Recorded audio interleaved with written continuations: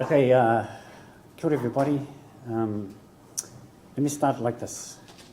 He honore, he krorea ki runga, he maunga rongo ki te matua te whenua, whakaro pai titi ki titi pai mārere.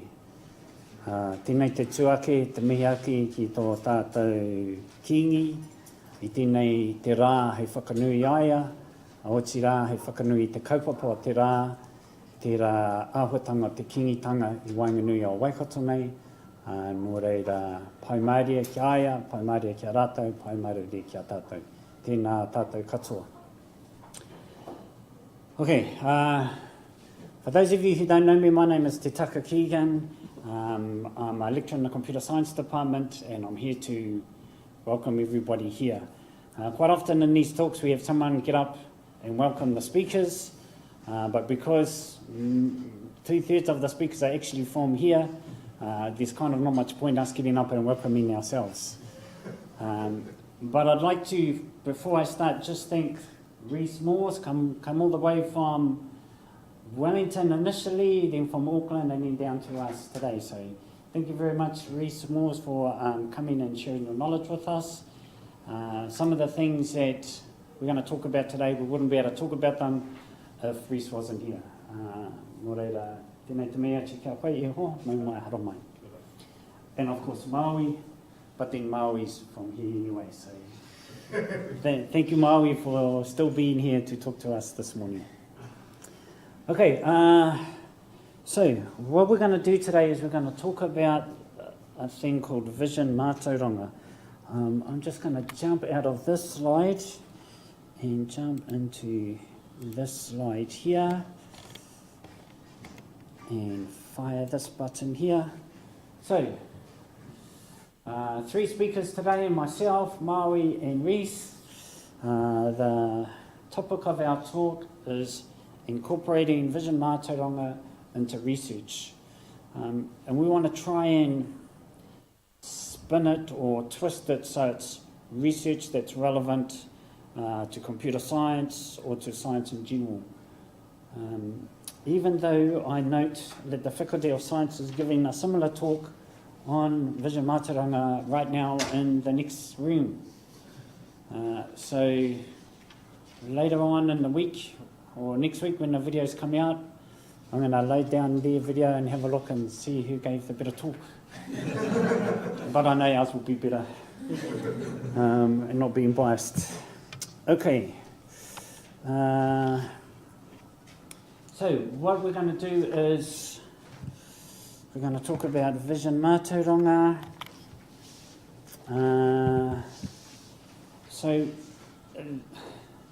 The reason that I'm here standing in front of you talking about Vision MATAURANGA is because for the last year or so I've been helping out with one of the national science challenges.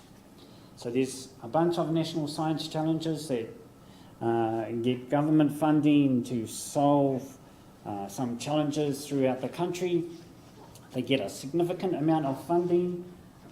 How much? 110 million for us. So we get 110 million over 10 years. Over 10 years, so 110 million to support funding to solve a challenge.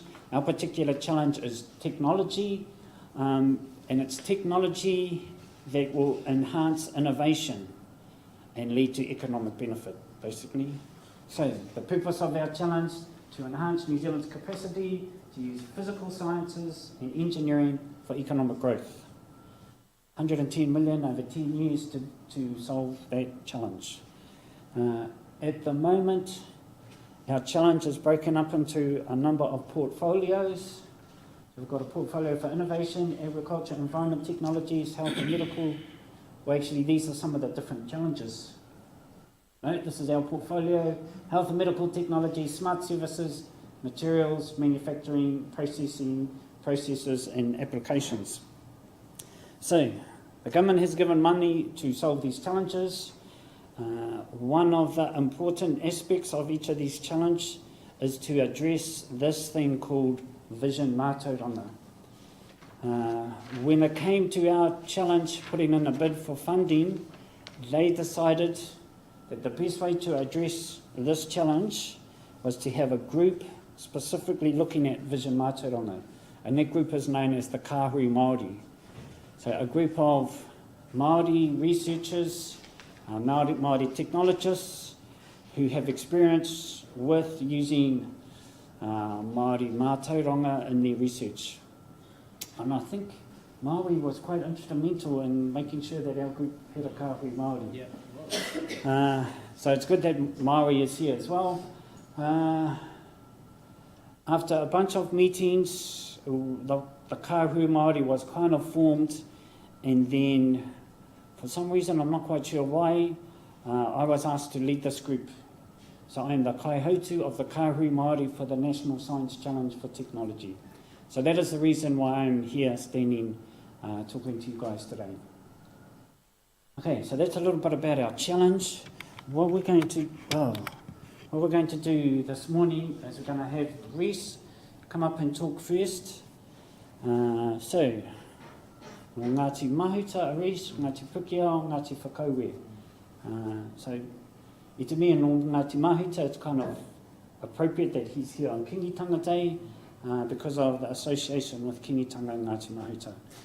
So again, tēnā koe Reese, no mai haramai, ki wainganui I tō whenua meki. So Reese is going to talk about the VM policy and a little bit about why it was set up, why it's important, why for years and years and years we could just do research and not have to worry about this thing called VM, and then suddenly one day, whenever we've got to submit applications for funding, we have to have a VM component.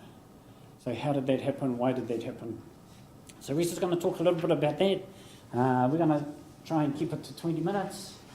Then I'm going to talk about how we can incorporate VM into our research. So this is from the perspective, I've got some research, some really cool research I want to do. Now I've got to add a VM component. How can I do that?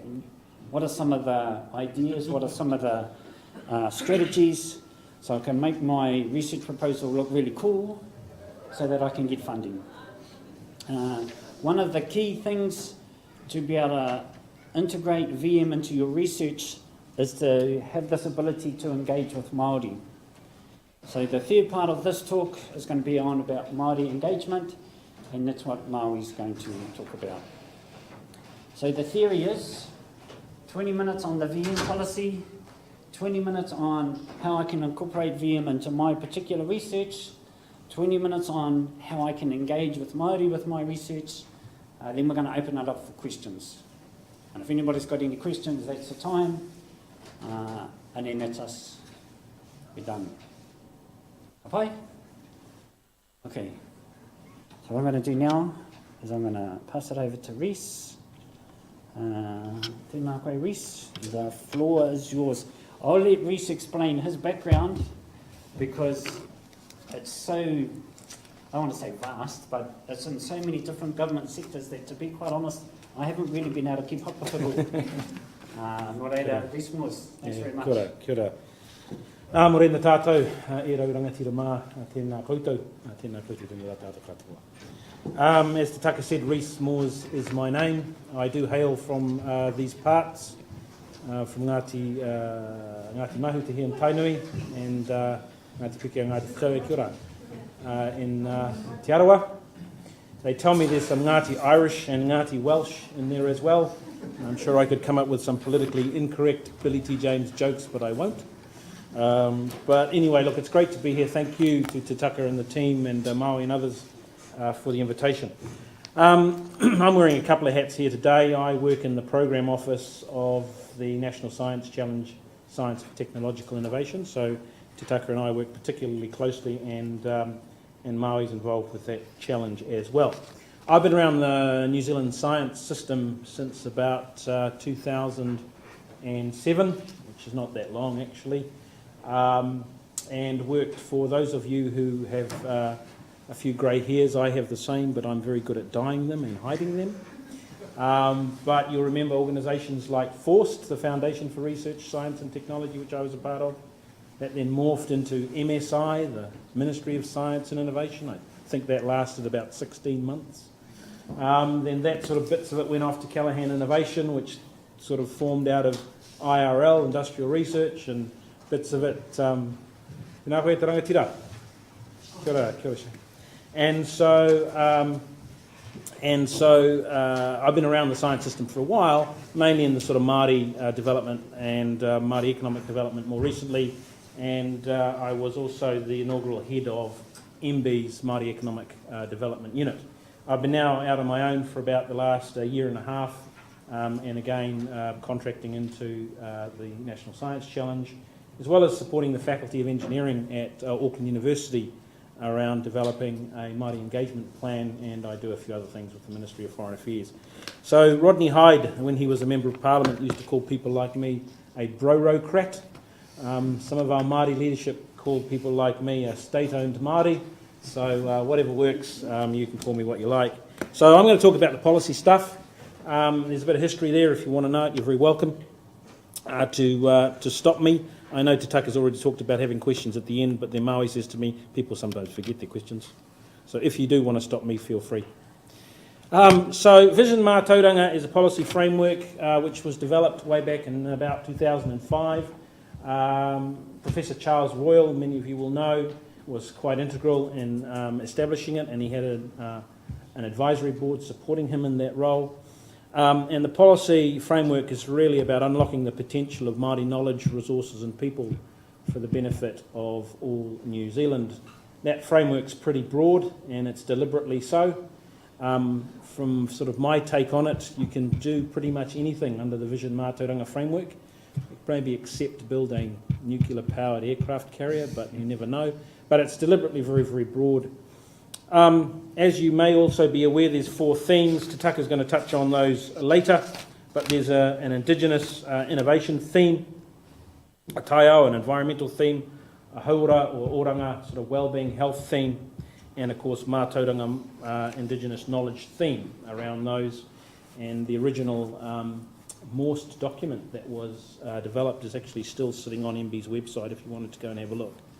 So it's acknowledging, and I know I'm in many cases preaching to an audience that already knows this, but Māori are sort of intergenerational guardians of many of our natural resources and Indigenous knowledge, and so have much to offer the science and innovation system.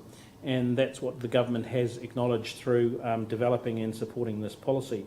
A lot of it too is about building the capability not only of Māori and Māori organisations to engage with our science system, but how do we also build the capability of our scientists and our researchers and our engineers to work with Māori. And so, for example, MBIE currently runs a Vision MATAURANGA Capability Fund deliberately targeted at that. The priorities of researchers can be quite different to the priorities of many Māori organisations. So how do you match those, right? And what is the win-win? And that's what that's about. And of course, Vision MATAURANGA is also a response in terms of the Crown's relationship with Māori through the treaty, but of course more so today around the maturing Crown-Māori relationship, which we see taking on sort of different forms, whether it be in the sort of co-management of key resources and assets or Māori input into policy frameworks. Bringing sort of Vision MATAURANGA to life. It's about sort of investing not only resources but time into the science that's important to Māori. So it's really important to understand what's sitting behind and what are the motivations of your typical, if I can use that term, Māori organisation. Māori often talk about having quadruple bottom line drivers. So often it's not just about the economic, it's about the social, it's about the environmental, it's about the cultural and other key drivers. And the uniqueness of a Māori organisation is that they have to operate in these worlds simultaneously. Now there are very few entities in this country that have to do that.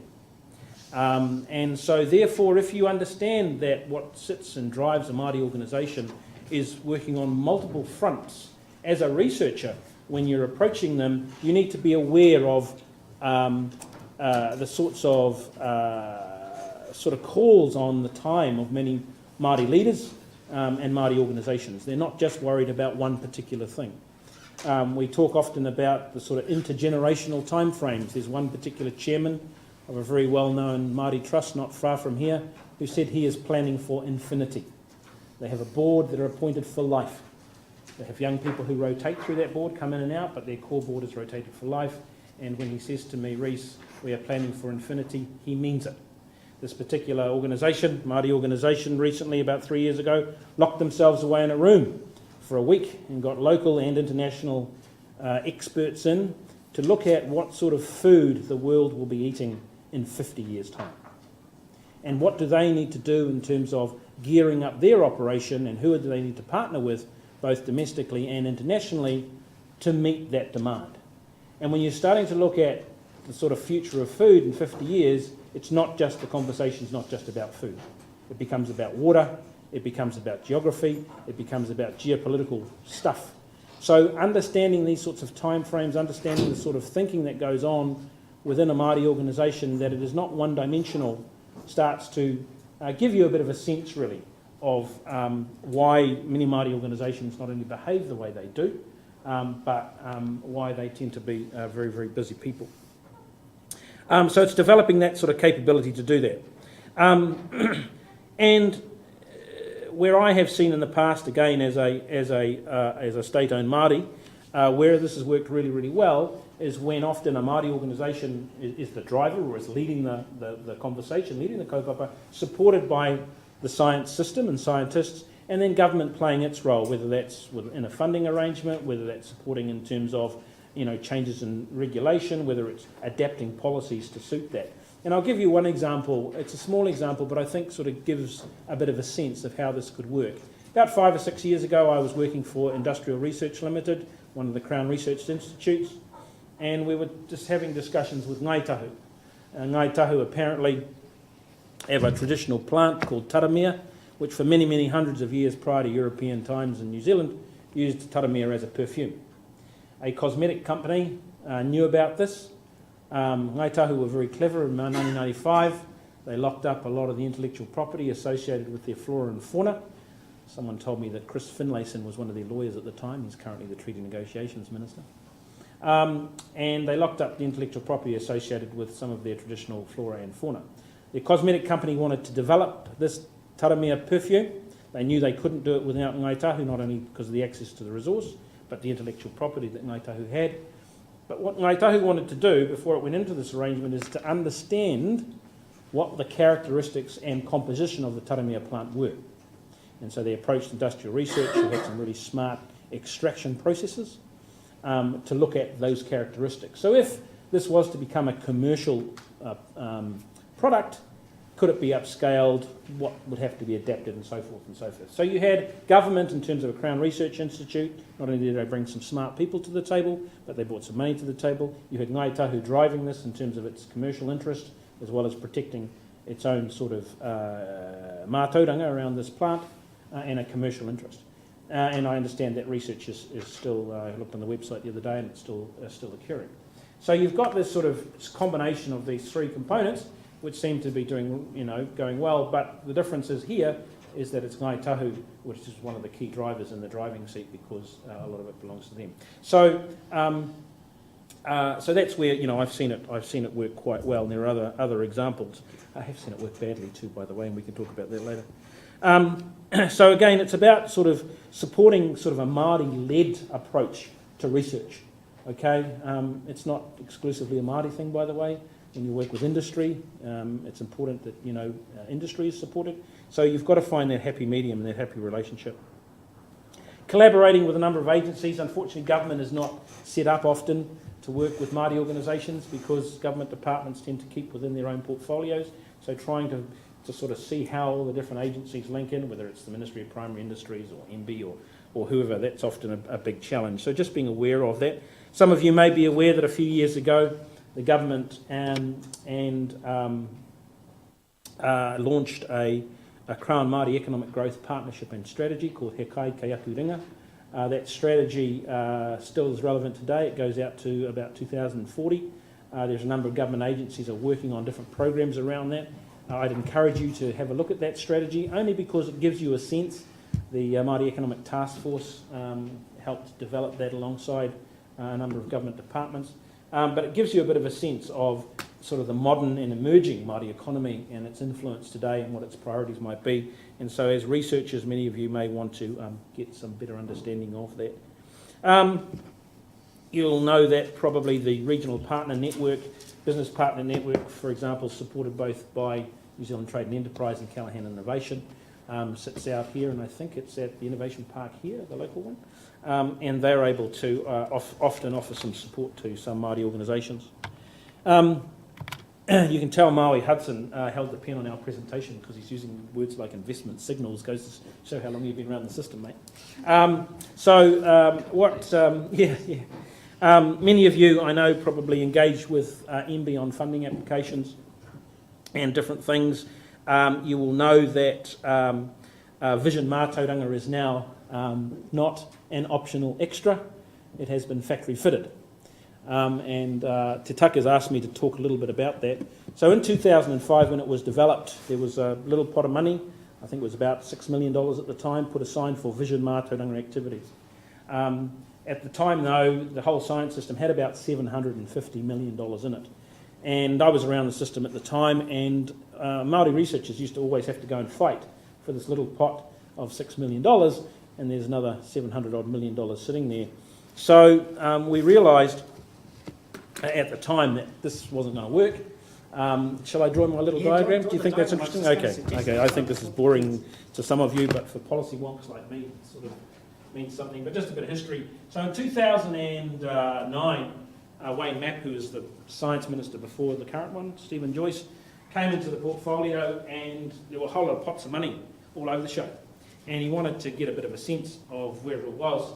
And so basically, the ministry at the time sort of gave him an idea, for example, and I can't remember exactly, but, you know, biological industries could have had so many millions of dollars here, energy might have had so many millions of dollars here, manufacturing, etc. So many millions of dollars.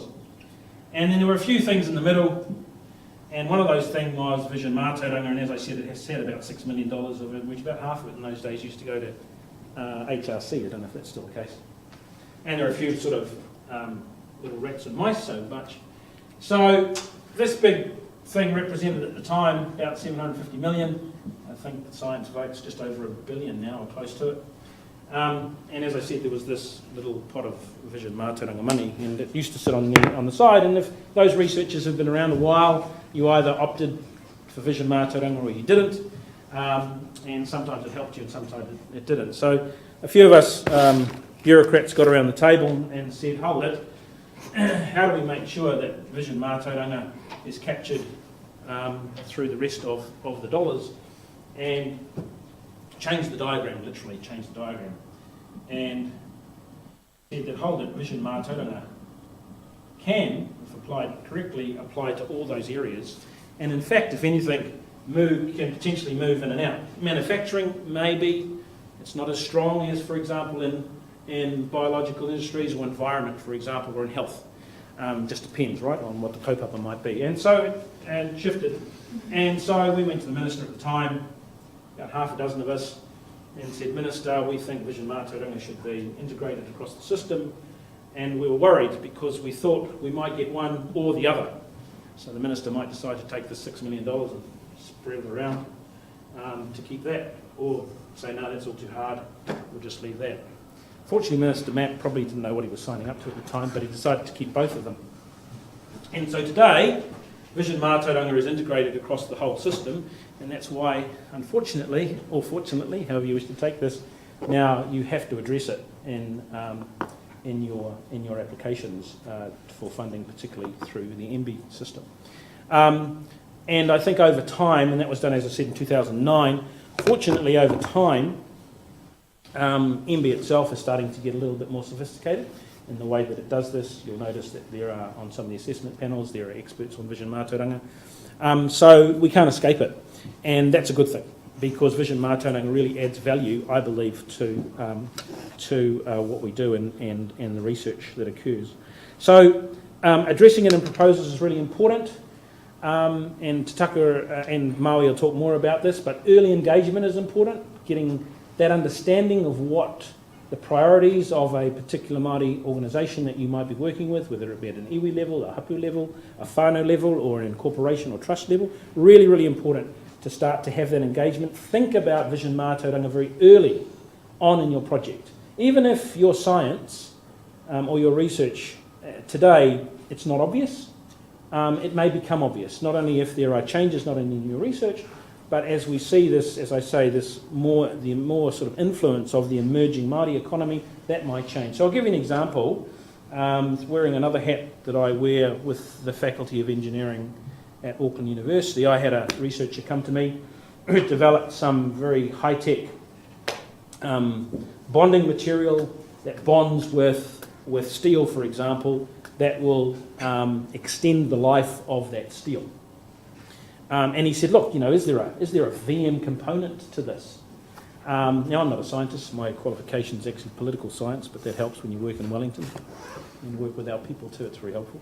But I said to him, there is no obvious connect right now. However, many Māori organisations today are big investors in property. Many Māori are building buildings that they want to last for more than just 3 years or more than just 5 years. And again, I'll refer to the chairman of that trust who's talking about infinity. The beautiful whare that, for example, Tūhoi have, Te Whare Maere, I think it's called, they want that to last for a long, long time. And so Māori, because Māori have this longer worldview, they will want their buildings to last longer. So this material may become quite important for them going forward. And so I said to him, think about your research, think about the support that Vision Mātauranga could play in your research going forward. And start to think and talk about it now in your project planning, how you put your resources aside, whether you need to put some of budget aside for having hui, for supporting Māori researchers to be able to work with you. And so that's just a small example. Marsden, again, Maui's probably a better place to talk a little bit about this. Many of you will know this. A lot of this is the same sort of thing that I've just been talking about.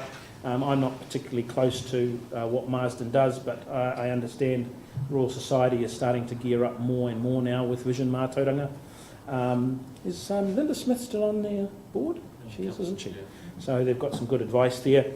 And becoming a bit more sophisticated in the way that they implement Vision Mātauranga. That's it. I'm happy to wait to the end for questions. Do you want to do that? Okay, kapai. Okay, so thank you very much, and we'll talk to you soon. Kia ora.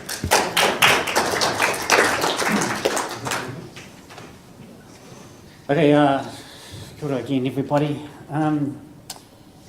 So Reese has kind of talked like from a policy perspective.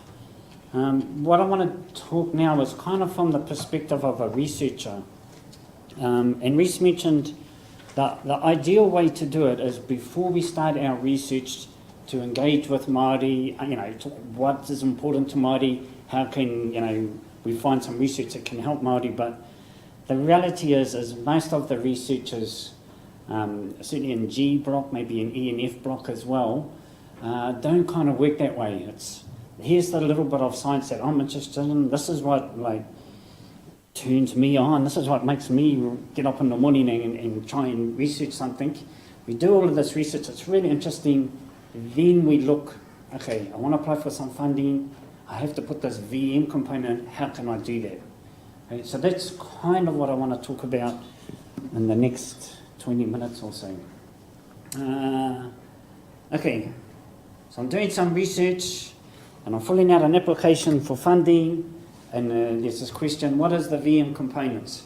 I have a good think about my research, there is no VM component, so I just write that. VM does not apply here.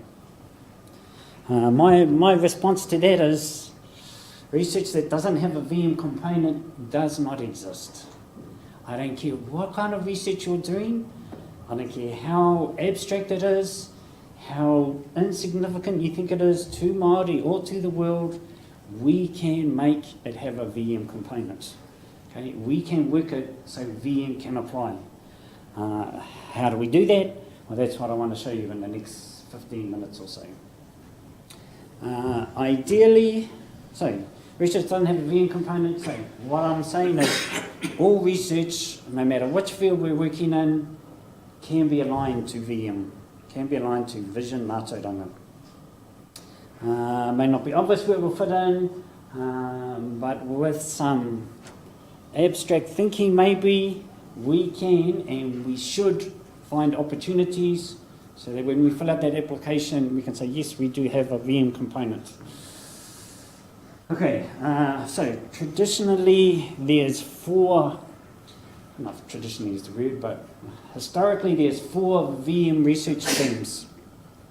There's a VM research theme on Indigenous innovation, and this is about using science to improve specifically Māori economic growth. There's a VM research theme on the taiao, on the environment. How can my research use Māori knowledge of the environment, use the relationship that Māori has with the environment to improve the environment? There's a VM theme on hauora and oranga. So how can my research improve the health of Māori?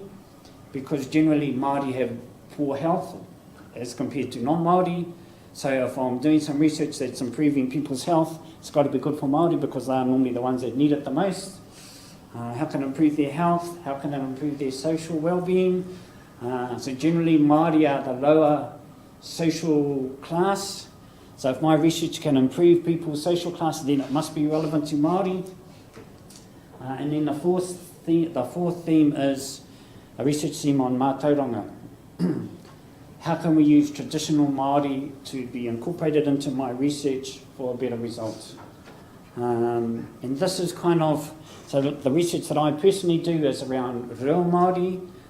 So if I'm wanting to apply a VM theme on my personal research, then number 4 is the angle I go, because I'm improving or I'm using Mātauranga Māori, I'm using Te Reo Māori in the interfaces that we're building. So just taking that example and working it a little bit more, if I'm a computer scientist and I'm working on HCI, human-computer interfaces, and if I incorporate a VM component into my interface, I can do that by thinking about how can my interface work not only in English but also in Māori. So if it works in English and it works in Māori, if I can build my interface that it can handle 2 languages, then it can also easily be adapted to work in German or Chinese or a whole bunch of other languages. So by incorporating VM into my particular interface, I've improved my interface and I've made it worldwide applicable. So that's an example of how VM can improve the research that we're doing. So these are the 4 traditional themes. These 4 themes address research that's important to Māori. If the research that you're doing can hit one of these 4 themes quite well, then it's important to Māori. It comes under vision mātauranga research. This research that's involved deeply within these 4 areas is research that actually Māori wants or actually Māori need. Okay, it's not, I've got this really cool idea, how can I find some research? It's more the other way around. We have some issues, here's some research that you can do to help our issues. So it's not research that's been applied to Māori, it's research that Māori are asking for. Research that engages Māori from the conceptual stage and beyond. So, a lot of research that happens is we come up with our idea or we challenge some ideas, we come up with something we think is much better, we want to further develop, and then let's go and talk to someone about it. It's much better research, and it's also much better for a VM theme is if before you come up with that idea, you go and talk to Māori and you say, what kind of things, what areas are you lacking, where you need help, what could we possibly do as a department, as a researcher that would help you. And if you start that engagement before you start the research, then it's much better from a VM perspective, much more applicable, you get a higher VM rating basically. So, if you can do any of these things quite well, then it's great VM research, and when you're filling out the VM section on your application, it works really well. most of the stuff, like I said, most of the research that happens in G block and F block and E block, some of these other blocks around this university don't work that way. Okay, that's kind of not the thinking of researchers at the moment. Okay, so pretending that's our case, pretending we haven't had the opportunity to think about the problem first and then design the research, pretending that we'll build our research, now we're applying for funding, we've got to take this bit on the end, how do we do that? Okay, so I want to give you some steps, some approaches that you can incorporate VM into your application. So, areas to apply VM, step number 1 or area number 1. So an important part of VM, Vision MATAURANGA, is to increase Māori capacity. So develop Māori researchers into our research. This is the area that no matter what kind of science, what kind of technology, what kind of research we're doing, this is the area that we can apply. Are there any Māori researchers or Māori entities working in my particular field? Okay? Chances are quite high that there aren't. Okay, so if there aren't, great. Now I've got the ability to increase Māori capacity. Let's try and get some. Let's put out scholarships. Let's put out invitations. Can we get some Māori researchers, Māori postgrad students, undergrad students working in this particular area of science? Can we encourage them in there? The reality is there's probably not those students there yet, but if we keep advertising, if we keep making opportunities available, they will start to come in. I believe they will start to come in, and once they start coming in, even if we just get one, we have 20 people on our research team, one of them's a Māori, now we can start saying, I'm applying VM to my research. If we do happen to have one, then that's a start. How can we get another one? How can we get this Māori to influence other Māori people that he knows to get them to come in and do this particular research area that we're working on? Some of the Māori that we have researching or working within our research areas do not have very much experience with their Māori backgrounds. That's okay, that's fine. The fact that they have whakapapa Māori is enough. Okay? The fact that they have whakapapa Māori is enough because they have the opportunity somewhere in their lifetime to chase after that whakapapa, to look after that whakapapa, start getting those links back. Providing they've got whakapapa Māori, they're a Māori researcher, if we can employ them or get them interested in our research, this is an area of VM we can tick off. If we can't do all of these other areas that I've applied, everybody doing any research can look to increase Māori capacity in their research. Okay, so that's area number 1. Area number 2, applying MATAURANGA Māori. So MATAURANGA Māori is traditional Māori knowledge. So the question is, can traditional knowledge be used in my research? Most of the time, for the research that we're doing, we'll quickly answer, no it can't. There's nothing about MATAURANGA Māori that's relevant to the research that I'm doing. I'd like to say, maybe it can't right now, maybe in some of the spin-offs, maybe in some of the applications it can be. Okay, so I'm saying, don't say no, just say, maybe not yet, I'm unsure. Okay, to be honest, a lot of our traditional Māori knowledge is difficult to get these days because a lot of it has faded. But if we're interested enough and if we're determined enough, a lot of it can be refound. Can MATAURANGA Māori be used in our research? If yes, can I safely tap into this? So I don't want to go bounding in and give me the MATAURANGA Māori research. I can put it in my research so I can help you. It's what steps do I take to enable that Māori knowledge to be involved in my research. And I think Maori might talk about, because this is more about Māori engagement. If no, have you checked? I mean, really check that it isn't involved. If you're unsure, who can I check with? Who can I find that's got some kind of knowledge about how some possibility of MATAURANGA Māori can be used in my research? And it's often, who can I ask? Who can ask someone? Who can ask someone? It's kind of how you go down that track. So, Can I find any Māori researchers? Can I look for any Māori knowledge that can be applied? Area number 3, utilising Māori resources. Can Māori resources be used in my research? It's not like we want to abuse and blatantly use, but can they be invited into this research? There was a researcher that was doing some research on caving. Okay, so that's fine to do researching on caving. We have some very interesting caves ourselves in Māori in a place called Waitomo. Maybe this particular researcher should approach some of these people in Waitomo and say, I'm doing this kind of research, are you interested? Maybe we could work together, maybe the research can provide something that's quite interesting to you. So, can we use our lands? Can we use our environments? Is there any type of particular Māori communities that could be used? So I'm thinking of in computer science, if we're testing some of our products, can we get Māori communities involved in the testing as well as non-Māori communities? Is there Māori industries that are interested in this particular research? Is there particular Māori people? Can we test Māori language? Can we test Māori tikanga in the research that we're doing? So, area number 3, that maybe I can apply some aspect of VM into my research. And if I can't, but I list it saying that I'm thinking about it, that's almost as good when I'm looking at an application. 1, 2, 3, 4. Utilising Māori people. So we kind of seen it back in here a little bit.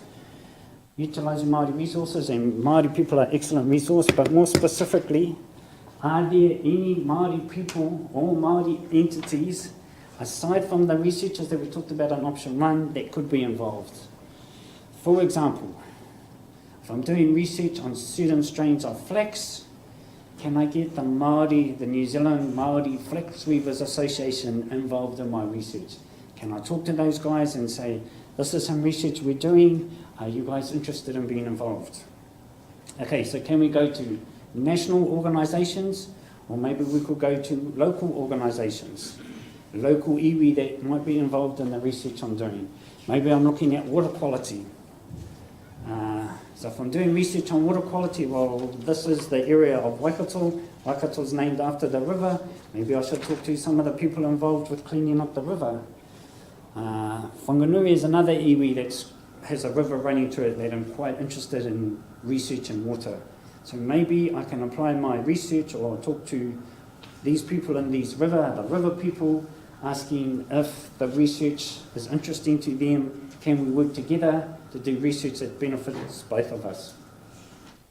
Tairua toru whā. Number 5, improving the Māori economy. So these are kind of more, not initial research interactions. These are kind of, once my research is built, what are some of the outcomes? Can some of these outcomes affect Māori economies? So maybe I'm looking at a certain type of tree and the development of that tree, or some spin-offs of that tree. Long-term outcome, it's going to increase, it's going to affect the forestry industry. We have some big Māori players in the forestry industry that are probably quite interested in the research that I'm doing. So, can long-term outcomes affect Māori economies? Are there Māori businesses, Māori organisations working in this area that will be interested in my research? So 1, 2, 3, 4, 5 areas where I can look to apply VM into my research, and I don't care what the research is. I don't care what the research is, you can have a look and see if these areas can be applied into your research. Was there a 6? I'm pretty sure it's just the 5. Just the 5? Okay.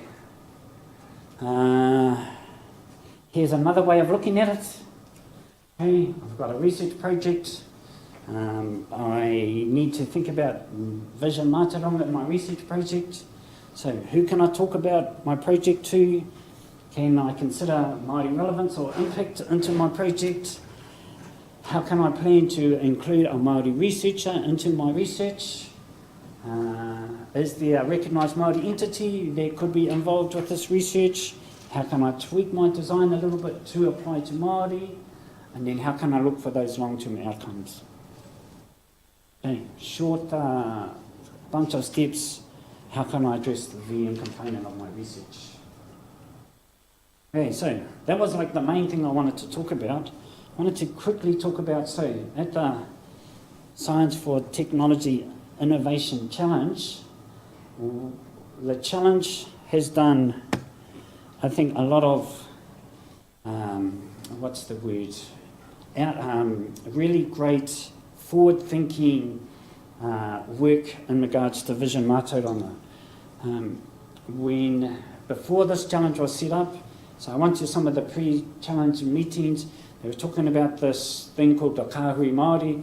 I was thinking to myself, you know, do I really want to be involved with this? But the more I listened to the attitude of the people running the challenge, the more I thought to myself, these guys are taking this quite seriously. These guys have got a real chance to really incorporate Vision Mātauranga into this challenge, and that's why I decided, yes, I wanted to be a part of it. Okay, in our challenge we have 5 portfolios and 4 themes. Each of those themes and each of those portfolios are committed to incorporating Vision Mātauranga into their research. Okay, so one of the themes is Vision Mātauranga, but it isn't the case that Vision Mātauranga goes to all of those other themes and portfolios and says, can you put VM into your research? It works the other way around. Those other themes and those other portfolios come back to us and they say, how can we do it? Where can we put it? Who can I contact to get this happening? So the VM aspect in our challenges, it's real good, I believe, really great. You'd agree? What did you read? Recently we announced some seed funding. So the seed funding is for 3-year projects. There was a pool of funding that we are able to support, and it worked out. So what happened before the applications went out, before the request for proposals went up, as a challenge, the challenge decided that 20% of the applicants that would be funded would be VM-related research. So VM that's not tacked on, but VM is primarily talking with Māori and going through one of those 4 themes that I talked about earlier. So people got to apply for this funding, and they got to select which area are they applying, and is it a VM-related research? Was it high VM-related research? So then what we did was we got all the applications together, and we put all the applications that had a high VM component, whether they actually ticked the box or not, we put them all into one pool, and we put all the other applications into another pool, and then we went through and all of the applications that were good enough, like, made it into this allocation pool, and then what we did was we decided that most of the applications were around 100,000 a year. We've got $1 million to give out, so we're going to have 10 applications. 10 applications that are going to be successful. 2 of those applications are going to come from the VM pool. The rest of the applications are going to come from the general pool. It worked out that there were, I'm not sure I can see this information. Excuse me if I can't see this information, but it's anyway. We definitely have more than 20%, put it that way. Yeah, I think we funded about 27% of VM related. So we have 2 pools. So it works out we roughly can fund 2 from here and 8 from here. Of the ones that were really high quality, I think we ended up with this many in there. And so what we did is we drew them out of a hat, actually, and we physically got a hat saying all of these 4 are good enough to be funded in this challenge as seed funding, and then we just took 2 out of a hat. We looked at those other 2. Are they both good enough to go into this pool? One of them was. After a couple of hours debate, we decided that one of them wasn't. And then I think there might have been almost double in here as well, 15, 16, maybe 20 applicants that made it in here, and we got that hat out again, and draw all of these applicants out again. And one of them actually was the one from this pool.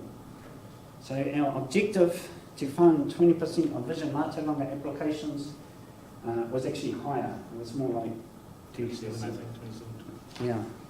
Okay, so it was more like, yeah, an extra one. So the numbers reciprocating by dollar. Then of the applications focused on Māori. So when I looked through, so my role was to look through all of these 80 applications and decide how many addressed VM really well and how many didn't. And in general figures, a third of the applications focused on Māori VM really well. A third of them considered some things, and then a third of the applications said, this is not relevant to Māori.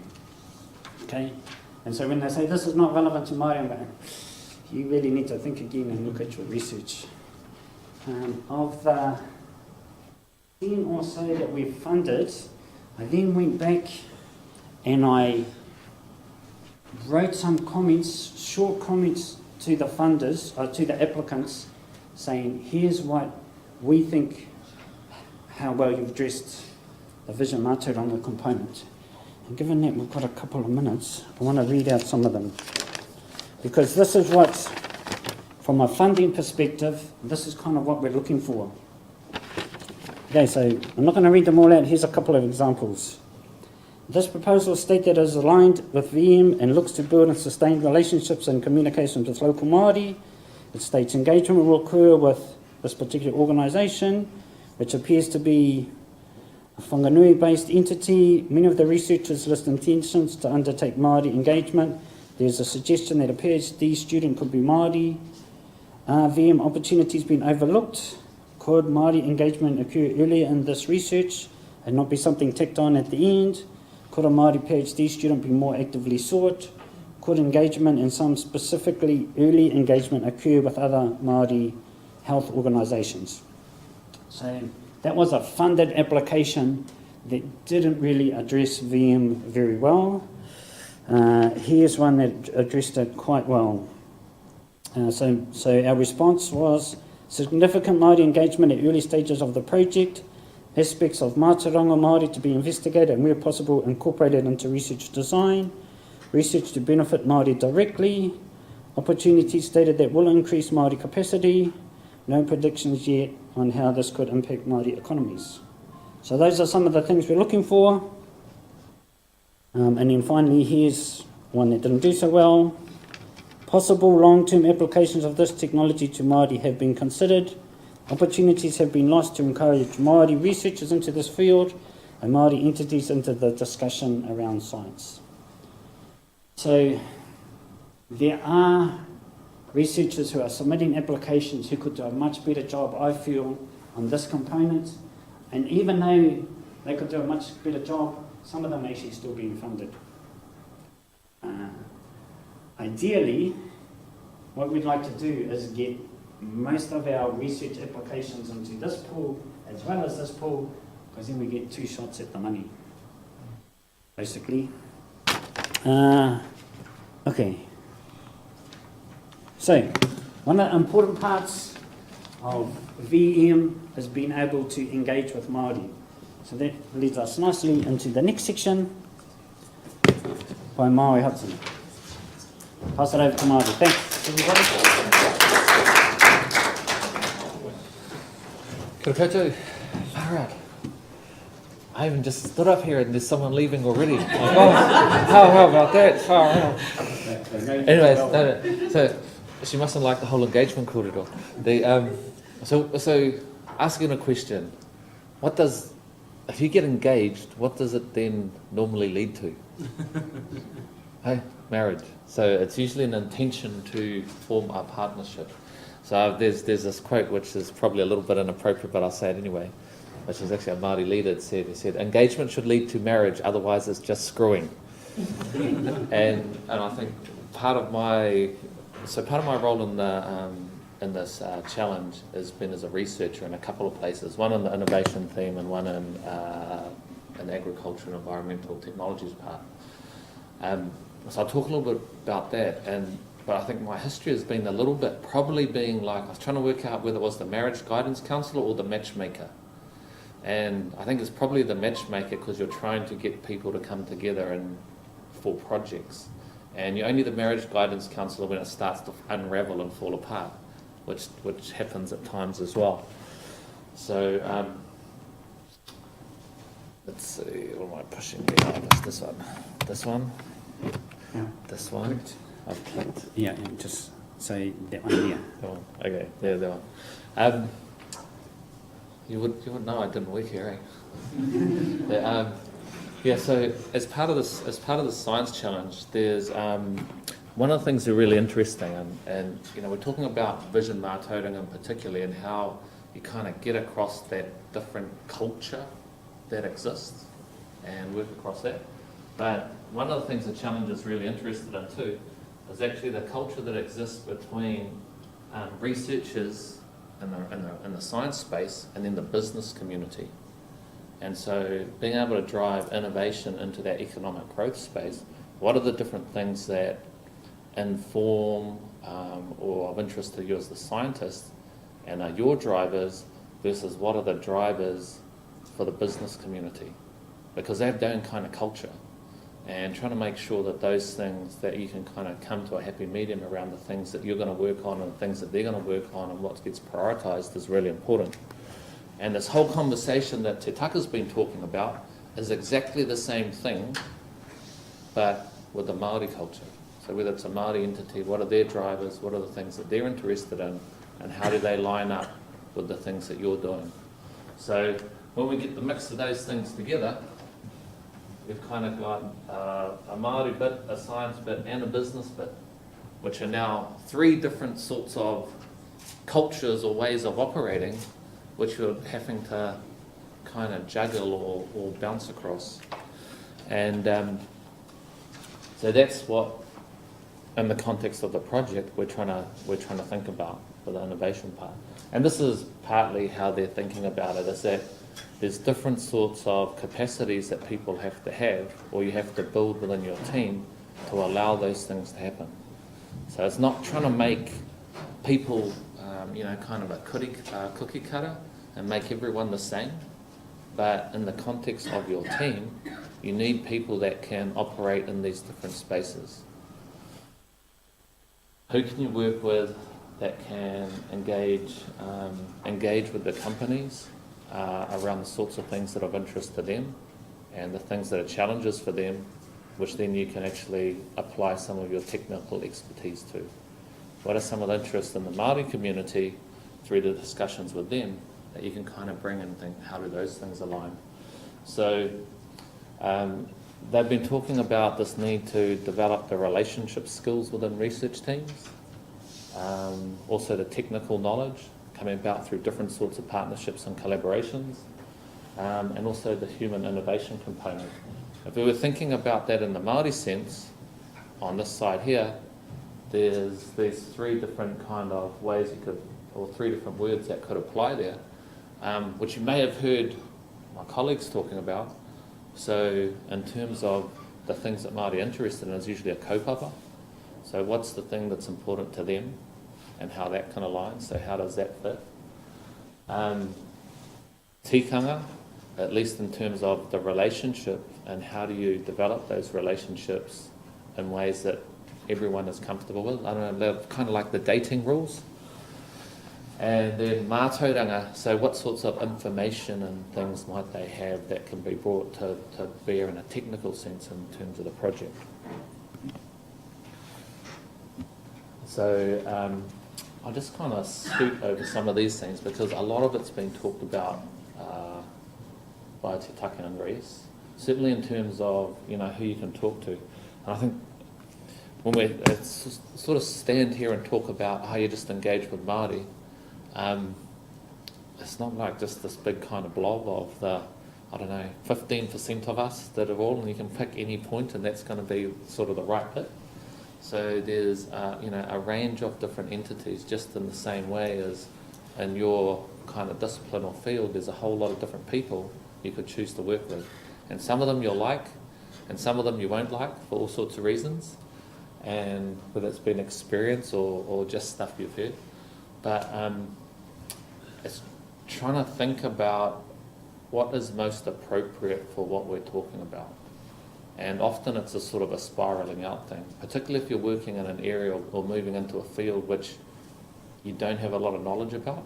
You've got to find someone who can kind of, okay, who do I know that knows someone? Who can they give me a sort of a bit of advice around who to talk to, and sort of, follow your nose in that way. And at least here, some of those places might be the research office, who can kind of guide around that, or people that are sitting within the faculties, like Te Taka here, or going across to the Faculty of Māori and Indigenous Studies. I think I'm allowed to call it that now, the school just up here. Looking for people that can give you a bit of guidance around that. So I put this slide up because it's the different language that people speak. So if I'm going in and talking to a sort of a Māori group or community, and they're for the most part going to understand the things if I start talking to them with this language. If I go in and start talking to them about these things, they'll go, huh? And so this is kind of part of the thing, part of the challenge in generating the conversation and what you can talk about. So you're the expert. If you're the expert in the science and you're going to talk with people that aren't experts in the science, it's really hard to have that discussion around where the relevance is. You've got to kind of elevate the conversation and get involved in what is the purpose and how the purpose can then align. So, what sorts of things people might be wanting to talk about?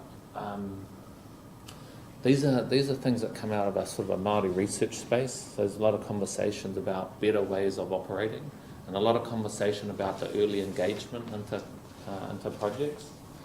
So the community up model was some of the work that Linda Smith had been involved in, and just talking about these are sorts of kind of values or ways of operating that researchers should have when they're engaging with communities. And for the most part, it's all about developing a relationship because there's going to be something else that carries on. If you're consulting, if you're just consulting and trying to get a view, then you don't really care after you've got that view what happens. If you're engaging because you're expecting there's going to be some kind of partnership, you approach it in a different way because you know that there's importance in being able to maintain communication or not piss people off, and sure you get to go out on a second date, all of those sorts of things. So those were some of the kind of guidance which they've given. The top part comes out of some work we did around Māori ethical framework, and sort of the 4 areas are generally based around those questions there. So if you go and talk to anyone, and this could probably be a company, if you're going into places cold, they're going to want to know, well, how's this project come about? It's not just, oh yeah, that's a great idea, let's go with it. It's like, yeah, we want to know a little bit of the history of it. Why is it important? Why is it of interest to us? Who's in charge? Where does the control sit? How robust is your methods? So if you're having that conversation about purpose, this is what we intend to do, like how do you know that you're actually going to be able to do it? And then who's looking out for people's interests? So when we sign up and say, yeah, okay, we're along for this ride, how do we know we're not going to get kind of pushed out the bus halfway down the kind of along the track? So who's looking out for those interests? And so all these ideas about guidance come out. So here's another one which we've been looking at least in terms of genomic research. So we've done a project thinking about storage of human tissue for future research, and how that gets used in big genomics projects. What are the sorts of things that you might need to talk about at different stages? So building off that same kind of framework in a consultation phase, there's going to be a lot of conversation about, okay, what's this about? What's the purpose? What are the benefits? How's the governance around this arrangement going to work? and what are our principles for sort of working together. As you kind of then get down onto the research itself, becomes more operational. You know, how are things going to operate? What are the practices? What sorts of methods? What sort of communication? All of those sorts of things. But they're usually interested in what happens after the project. So people don't sign up for the research if they're not researchers. We sign up for the research because we're going to get some funding to kind of help us keep going. But the people that are partnering in, they're signing up for the outcome. And the outcome happens after the research is finished. So how do we stay involved in that part, or how do we help facilitate that part happening? Ends up being a real important part. Because usually when the marriage guidance counsellor has to come in, it's kind of around here. Because this is when we decide, actually, we prefer this other girlfriend, because she's prettier. She's kind of sort of about here. Maybe a few less miles on the clock. You know, I don't know. Anyway, and we've got our other project to work on, and then these guys are kind of left hanging with their I don't know, their marriage certificate, the report, whatever the sort of the research up with it. So, and this becomes part of that kind of partnering collaboration thing again, because it might not be you yourself that can do this, but you might be able to facilitate the conversations or things to have that happen, so that continues.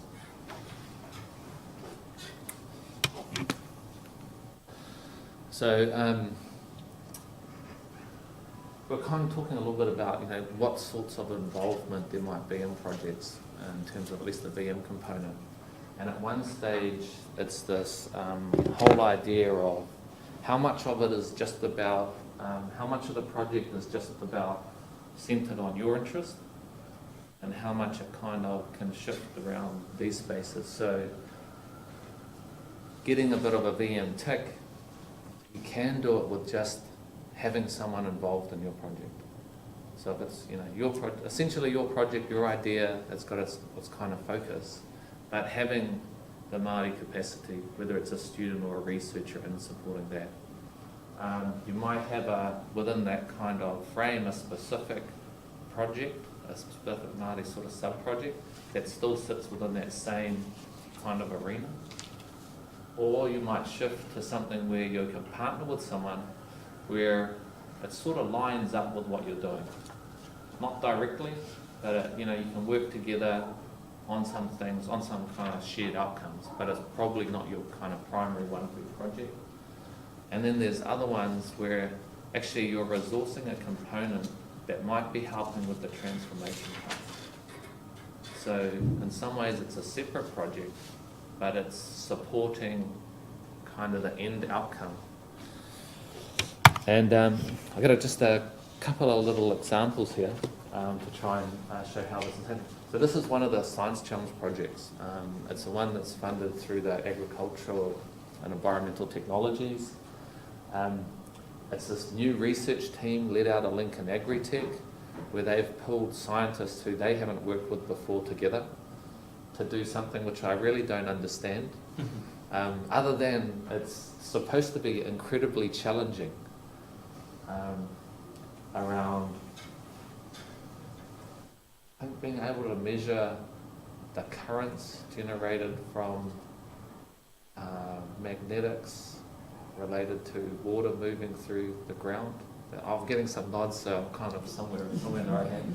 But it's something to do with trying to measure the minute amounts of current amongst all the other noise and kind of things that sit there. So they're doing this for this project, and at one level it's about the challenge is a real technical one from a scientific point of view, and they're trying to build that capacity and create new capacities by bringing these different kind of teams together. The VM component for this is kind of aligned in a way, because it's actually about, can we work with groups to visualise aspects of their MATAURANGA and this is around environmental knowledge. So can we put that in a sort of a GIS layer, which can then be visualized alongside other layers or other science information? And the connect here is that, there's a couple of bits. One is Lincoln Agritech is developing a relationship with the local tribe, the local iwi, so that when and if they develop their sensor measurement tool, they can go and test it around Lake Waihora and see how how flows are kind of going into that lake. So they've got this kind of relationship part there. We're also working with them, but if they were to come to the iwi at the end and just say, here's some data about groundwater flow, they're going to be like, that wasn't a very exciting day. It's kind of a little bit disappointing. So they've bought into the whole research team has bought into the idea that we can work with them around how they might put their information together and get access to other sorts of data so that they could look at the ground flow information alongside those things. That way it makes more sense, helps them kind of understand the situation better. Here's another one. When's the MB grants results come in? Next week? Next week, week after. This is one that's in a proposal stage at the moment. So it's plant and food research, all the gene editing technology, CRISPR-Cas9 stuff. You might have heard about it in the papers. There's a team that wants to start making use of that here in New Zealand to accelerate plant breeding, which once again is kind of a technical and scientific challenge. They're interested in, can that technology be used to support Māori development aspirations? If there were Māori growers that wanted to use it, how they would feel about that. So when we spoke to them, we said, well, we're less interested in the opinion of that Māori community about whether they like that technology or not, because it's a little bit like the genetic modification conversation. Again, we said, how might it be applied? If people wanted to get involved in this sort of area, how would they apply it into what sorts of things? And so we want to develop the capacity of Māori entities and trusts to think about how they can make use of a technology and then work with the scientists to apply it to things which they're interested in. And so we'll see where that goes up. So this is probably more about, regardless of what happens on that side, there's a kind of a capacity development component here, which will be driven by the interests of Māori groups to advance their economic aspirations. So I won't, I think probably as part of the, whatever we've got for the Q&A session, there's opportunities for people to talk about specific examples, but we can do that in the context of our panel session. So kia ora.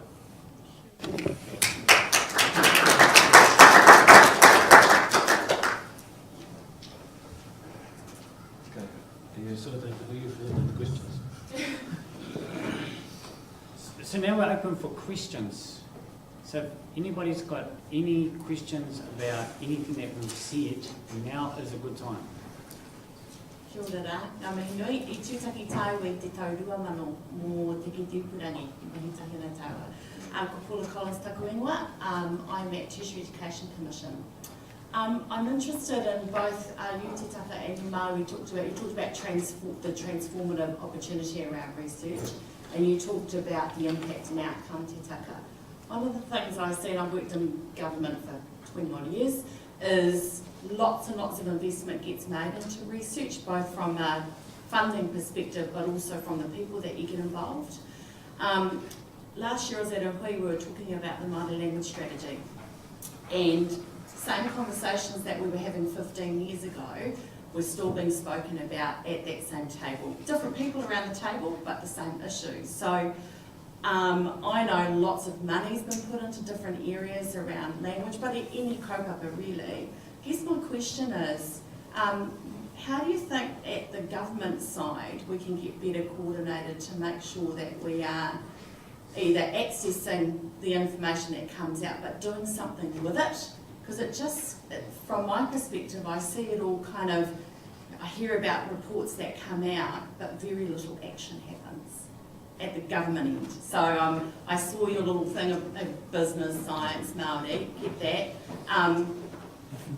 I'm sitting in the middle of Wellington and I see the money go out the door, and how do we organise ourselves to better utilise that? It was one of the conversations we had around Māori Research Centre when the funding for, that all came back up again. I wasn't there the first time round, just saying, putting my hand up. So what's your views about that?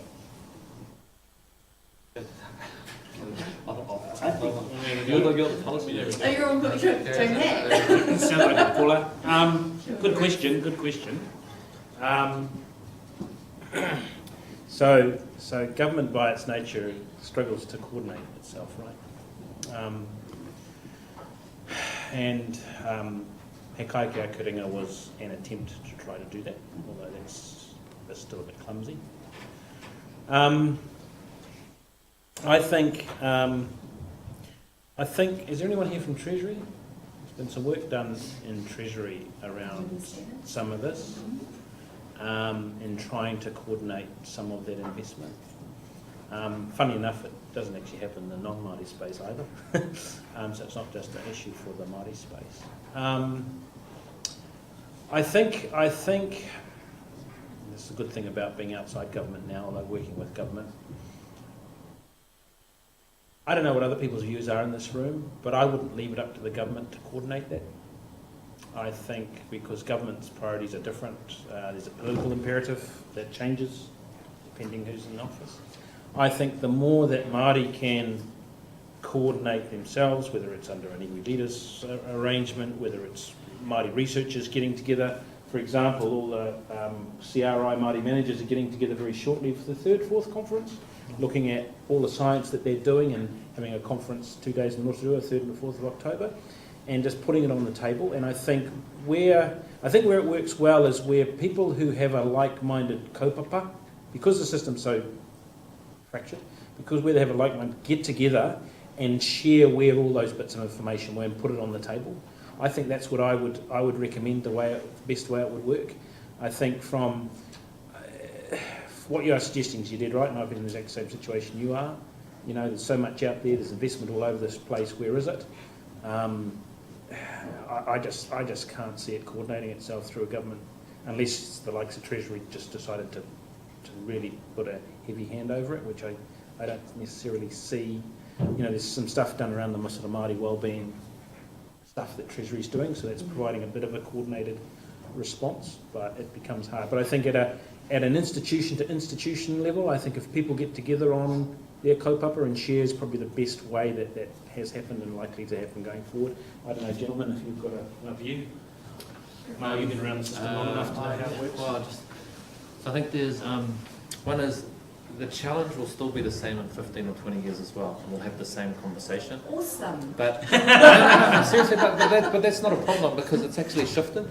And I think it does shift, but when you're in it a while, you still get used to the same conversation, and sometimes you don't see the changes that have happened. So one of the big changes that's happened in probably the last 15 or 20 years, is that there's a lot more capacity now. So we've had a lot more Māori go through, engaging in tertiary education, coming through the system, ending up in places where they weren't before. So we might only have Te Taka here now, and maybe, I don't know who else is in there, but 20 years ago there wasn't even him.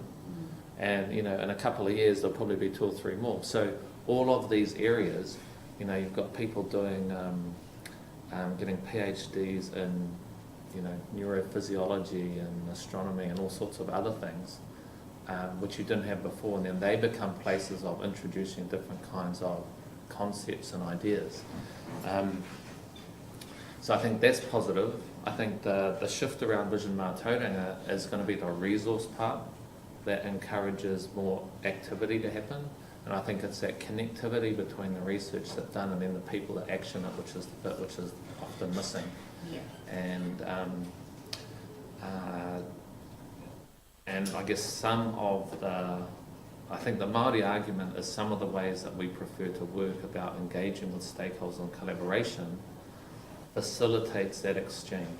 So if you do more engagement, whether it's with businesses or other stakeholders at the beginning, and they're brought into the project, then they're going to take up the things at the back end of it and turn it into something. Because largely, most researchers aren't involved in the innovation end of it.